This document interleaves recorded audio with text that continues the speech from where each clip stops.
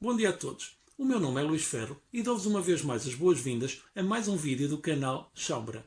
E hoje nós vamos iniciar uma série de vídeos dedicados a algo que nos tem acompanhado desde o início dos tempos. Algo que tem sido simultaneamente tido como o nosso maior inimigo e ao mesmo tempo o nosso mais antigo companheiro de caminho neste longo percurso da evolução humana, que são precisamente os vírus. Não é novidade para ninguém que nós vivemos nesta altura sob os auspícios de uma pandemia, talvez a maior pandemia de que há memória, e de certeza aquela que alcançou mais rapidamente uma maior franja da população humana, condicionando completamente toda a atividade do planeta. Mas que significado terá esta pandemia em particular e a nossa relação com os vírus em geral em toda a história da evolução humana? É cada vez mais claro para todos, inclusive nas ciências de ponta do Ocidente e em todas as filosofias orientais, tais como o budismo e o taoísmo, que somos nós que definimos a nossa realidade. Somos nós, através das nossas ações e dos nossos pensamentos, que criamos todo o mundo à nossa volta. Ou, se quisermos pensar disto sobre uma perspectiva quântica, somos nós que, enquanto observadores, condicionamos toda a realidade à nossa volta. E assim sendo, qual é o nosso papel, qual é a relação que nós estabelecemos com os vírus, de maneira a condicionarmos toda esta realidade que nos acontece neste preciso momento. O que nós nos propomos neste vídeo e nos vídeos que se seguem é entendermos qual é a verdadeira causa e efeito desta pandemia e qual é a verdadeira relação que nós temos tido com os vírus ao longo da história. E como vamos ver, é uma história muito mal contada. Mas nós começamos por dizer que os vírus têm sido, desde os primórdios, tidos como os nossos maiores inimigos. E, de facto, poucas causas de morte têm ceifado tantas vidas humanas como os vírus o têm feito durante os últimos séculos e milénios. E basta olharmos para algumas das mais importantes. A peste bubónica, também conhecida como peste negra, foi a responsável pela morte de mais de 50 milhões de pessoas na Europa apenas no século XIV. É transmitida pela bactéria Yersinia pestis, muito comum em ratos e outros roedores, e é transmitida ao homem através da picada da pulga desses roedores. A tuberculose é provocada pelo bacilo de Koch e provocou mais de 1 bilhão de mortes entre os séculos XVIII e XIX. A contaminação é efetuada por via aérea, de pessoa para pessoa, e ataca principalmente os pulmões. A cólera é provocada por uma bactéria chamada Vibrio cholerae e no século XIX provocou centenas de milhares de mortes. A transmissão é efetuada através da água ou dos alimentos contaminados e a bactéria atinge principalmente os intestinos, provocando diarreias intensas. A varíola é provocada pelo vírus variolae e apenas entre o século XIX e o século XX provocou a morte de 300 milhões de pessoas. A transmissão é efetuada através das vias respiratórias, de pessoa para pessoa, e provoca febres e pústulas por todo o corpo. O sarampo é provocado pelo vírus morbilivírus e até à década de 60 provocava a morte de 6 milhões de pessoas todos os anos. A propagação é feita através de secreções, como a saliva, por exemplo. A SIDA ou AIDS é provocado pelo vírus HIV e desde 1981 já provocou a morte de mais de 20 milhões de pessoas em todo o mundo.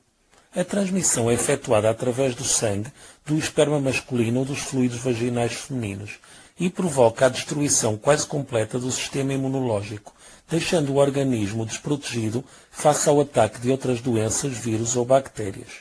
A estes podemos ainda acrescentar a gripe espanhola provocada pelo vírus influenza, o tifo provocado pela bactéria Rickettsia, a febre amarela provocada pelo vírus flavivírus e a malária provocada pelo protozoário Plasmodium. No entanto, apesar desta relação absolutamente devastadora entre nós e os vírus, ela pecou durante séculos e milénios pelo absoluto desconhecimento da sua existência. E todas estas pandemias e todas estas mortes eram atribuídas a pragas, eram atribuídas a maldições, eram atribuídas a magias negras, eram atribuídas a castigos divinos, pois não havia outra explicação para tudo aquilo que sucedia. E só a partir do século XVII, com a invenção do microscópio, é que nós tomamos plena consciência de que estes pequenos micro-organismos sequer existiam.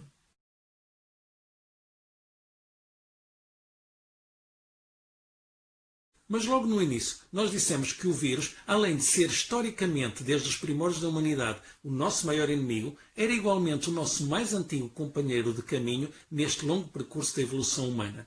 E se até agora Nós já vimos muitas e boas razões porque ele pode de facto ser considerado o nosso maior inimigo, ainda não vimos nada que indique sequer ao de leve que ele possa ter algum contributo na nossa evolução humana.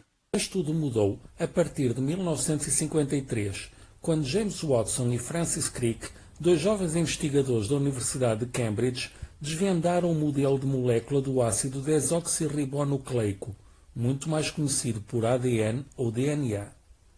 A maior parte dos cientistas achavam que a molécula DNA uma molécula pouco interessante e demasiado simples para ter algum interesse, e acreditavam que a transmissão genética se fazia através das proteínas, muito mais complexas.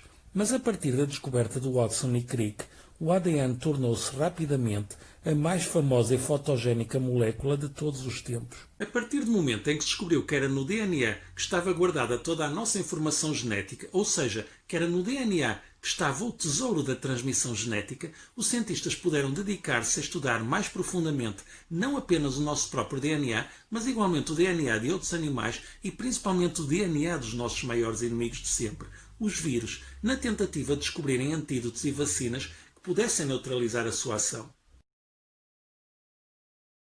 Simultaneamente, o avanço da tecnologia e de microscópios eletrónicos cada vez mais potentes permitiu conhecer ainda melhor muitas dessas ameaças microscópicas, nomeadamente os vírus, que são definitivamente a mais pequena e a mais simples forma de vida conhecida, podendo chegar a ser até 100 vezes mais pequenos do que uma bactéria.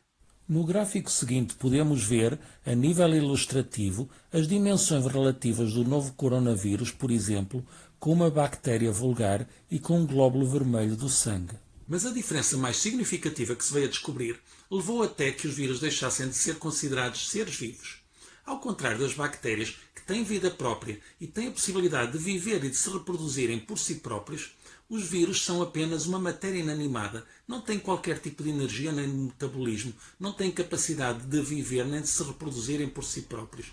E apenas quando encontram um hospedeiro, saem como que desta espécie de letargia e ganham nova vida dentro das células do hospedeiro. E só aí, regressando à vida, têm a possibilidade de evoluir e de se multiplicarem.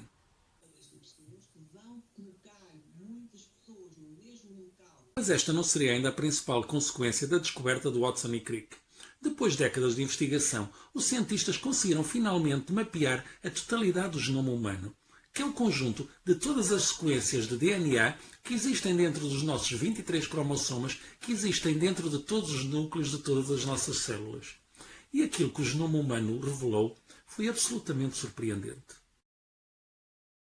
O genoma humano é constituído por cerca de 3 mil milhões de pares de unidades químicas e, tal como o alfabeto português, por exemplo, é formado por 26 letras, através das quais se formam todas as palavras que nós conhecemos, também o genoma humano é constituído por apenas 4 letras, também elas unidades químicas, que funcionam como um verdadeiro alfabeto para toda a vida que conhecemos. Mas a surpresa maior ainda estava por chegar. Vários estudos demonstraram, sem qualquer sombra de dúvidas, que o nosso genoma era constituído por vários milhões de sequências de DNA que derivavam de antigos vírus que de alguma maneira tinham conseguido penetrar o nosso genoma e que neste momento estavam tão inseridos dentro de nós próprios que quase já nem se parecem com vírus. São como que uma espécie de fósseis genéticos. Os primeiros estudos apontavam para a ordem de 8% do nosso genoma, mas estudos mais recentes americanos vão até aos valores de 50% e alguns até aos valores de 75%.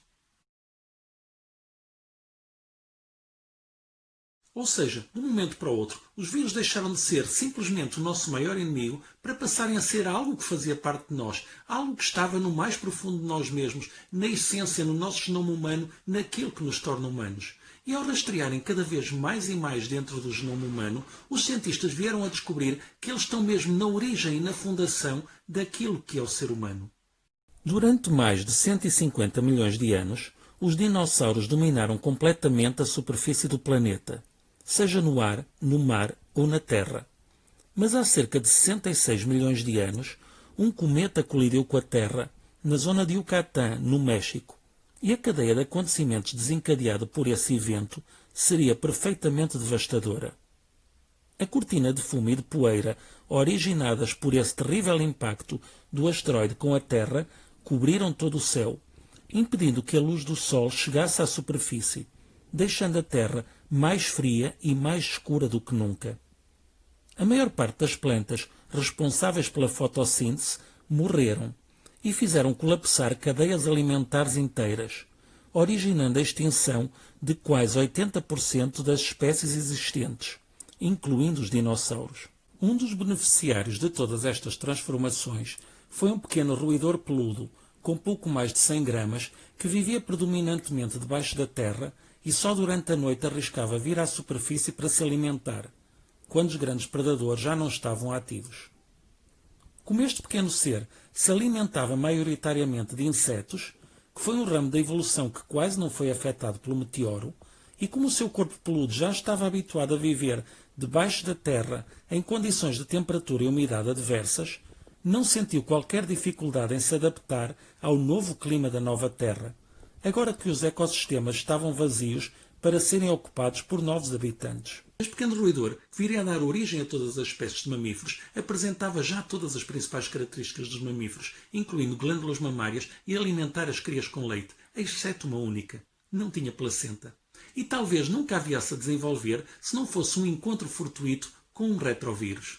Na tentativa de procurarem compreender como se formara a placenta então, os cientistas descobriram que era o próprio embrião, numa fase ainda muito precoce, que secretava uma proteína chamada sincitina. Esta proteína, a sincitina, era não apenas a responsável pelas primeiras células que ligavam o embrião ao útero, como estava ainda envolvido na formação da placenta, além de ter um papel muito importante em impedir que o sistema imunitário da mãe atacasse o embrião dentro do próprio corpo. E ao irem estudar os genes que codificam esta proteína, a sintecina, os cientistas chegaram à surpreendente conclusão de que este gene é o remanescente de um antigo retrovírus que tinha conseguido penetrar o genoma dos primatas primitivos há muitos milhões de anos atrás. E que sem este retrovírus, não só nós não seríamos capazes de processar uma placenta, como o nosso corpo expulsaria o embrião como um objeto estranho. Mas como é que os vírus normalmente atuam? Ora bem, os vírus atuam normalmente sempre da mesma maneira. Tal como já vimos, os vírus são apenas informação. Eles são constituídos por uma pequena cadeia de genes envoltos numa cápsula de proteína. Quando eles tomam de assalto a célula do hospedeiro, eles usam o próprio mecanismo da célula para copiar os seus próprios genes e produzirem novas proteínas virais, que são usados para a produção de novos vírus que vão ocupar novas células, e é assim que eles se multiplicam e reproduzem. E normalmente é assim que acaba a história de todos os vírus. Quer a infecção se propague e se multiplique pelo organismo, quer ela seja combatida e desapareça.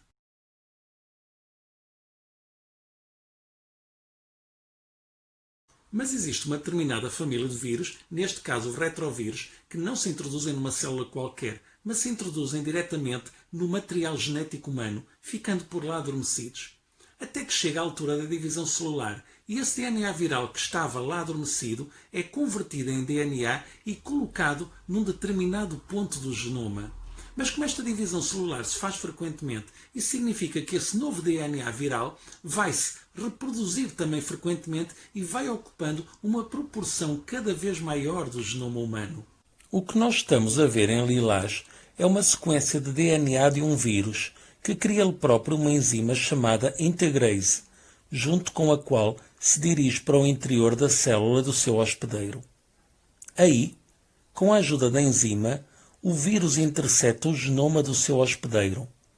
E aí está. O ADN do vírus passa a fazer parte do ADN do seu hospedeiro. O que acontece normalmente é quando o vírus consegue integrar o genoma do seu hospedeiro, esse novo genoma, esse genoma híbrido que acabou de se criar, morre com a morte dessas células ou com a morte do seu hospedeiro. É como se ele fosse um espécime único. Mas às vezes essa informação consegue penetrar e chegar aos órgãos reprodutores do hospedeiro e, portanto, vai atingir os seus óvulos ou vai atingir o seu esperma. E quando a reprodução se dá, o que acontece é que esse novo DNA viral vai ser transmitido a essa descendência, que vai integrar em cada uma das suas células a informação desse novo genoma, desse genoma híbrido que estava no seu progenitor. E este novo receptáculo dessa informação viral vai transmitir o mesmo DNA viral, esse novo genoma, a toda a sua descendência. E é assim que a evolução acontece. Este é um processo extremamente raro de acontecer. Mas sempre que aconteceu durante os últimos 60 milhões de anos, foi sempre responsável por saltos evolutivos muito significativos. Esta ideia de que possa haver uma relação simbiótica de longo prazo entre nós e os vírus é profundamente revolucionária.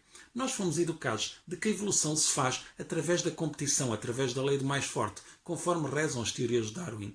E agora somos forçados a compreender que afinal a evolução vem de dentro de nós próprios, vem do nosso próprio interior, de uma profunda colaboração genética, de uma profunda cooperação celular dentro do nosso próprio genoma, que é afinal a força motriz para todos os saltos evolutivos que vivemos até agora e que nos transformaram nos seres que atualmente somos. Com o estudo cada vez mais aprofundado sobre o genoma humano, os cientistas descobriram que as diferenças entre o nosso próprio genoma e dos nossos parentes mais próximos, os chimpanzés, era apenas de 4%, apesar do aspecto exterior completamente diferente.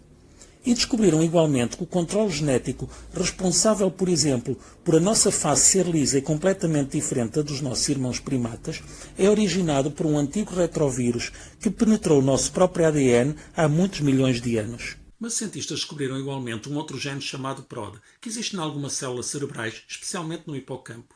Nos humanos, este gene é ativado por um controle genético que é originado de um antigo retrovírus perfeitamente pré-histórico que teria penetrado no nosso genoma há milhões de anos atrás. Curiosamente, uma versão diferente deste mesmo gene, o PROD, existe igualmente nos chimpanzés, mas nem de longe nem de perto tão ativo como no nosso cérebro. Agora, o que os chimpanzés não possuem é o tal controle genético originado pelo retrovírus que existe no nosso cérebro e que ativa esses genes no nosso cérebro. Provavelmente o que terá acontecido é que há muitos milhões de anos atrás esse retrovírus terá infectado o nosso antepassado, atingido o seu sistema reprodutor e dado origem àquilo que veio a resultar na raça humana. E o mesmo não teria acontecido nos primitivos antepassados que viriam a dar origem aos atuais chimpanzés, que apesar de terem os genes, não têm o controle genético originado pelo retrovírus que atua no nosso cérebro e que ativa esses genes de maneira completamente diferente. E, portanto, esse retrovírus, essa infecção viral de há milhões de anos atrás, teria tido um papel decisivo na maneira como nós evoluímos e em todo o desenvolvimento da raça humana. Mas existe ainda um outro episódio relacionado com os vírus que afetou decisivamente toda a nossa evolução enquanto seres humanos. Lembram-se daquele acontecimento catastrófico que aconteceu no planeta há quase 66 milhões de anos, que extinguiu a quase totalidade das espécies e proporcionou a nossa evolução desde pequenos roedores que viviam no subsolo até donos de toda a superfície? Pois bem, estudos recentes de paleontologia mostraram que as profundas alterações climáticas provocadas pela colisão do meteoro com a Terra propiciaram o aparecimento de novos fungos e de novos vírus, que se alastraram rapidamente entre os dinossauros e provocaram uma infecção generalizada, e que foi essa a verdadeira razão, independentemente de todas as calamidades anteriores, que propiciou a sua extinção definitiva da Terra. O que isto significa é que os vírus, além de estarem presentes em todas as etapas do nosso longo percurso evolutivo, ainda foi através deles que nós herdamos o planeta. O que isto significa é que, numa perspectiva imediata e de curto prazo, nós podemos continuar a ver os vírus como os nossos maiores inimigos e causadores de inúmeras doenças e mortes, como os temos vistos até agora. Mas, numa perspectiva mais alargada e de longo prazo, os vírus têm-se revelado uma verdadeira força evolutiva e continuam ainda hoje a atuar dentro de nós, no mais profundo de nós próprios, no nosso genoma humano, a fazer-nos crescer e evoluir a cada passo do caminho. E neste mergulho profundo sobre o nosso genoma humano e da maneira como geneticamente nós e os vírus nos temos vindo a fundir num só, nós damos por terminado o vídeo de hoje. No próximo vídeo, nós vamos continuar a estudar esta nossa ancestral relação com os vírus, não agora do ponto de vista do genoma humano, mas do ponto de vista da metafísica dos vírus. Até lá, eu despeço-me de todos com imenso amor e gratidão. Até ao próximo vídeo do canal Chambra. Bom dia a todos.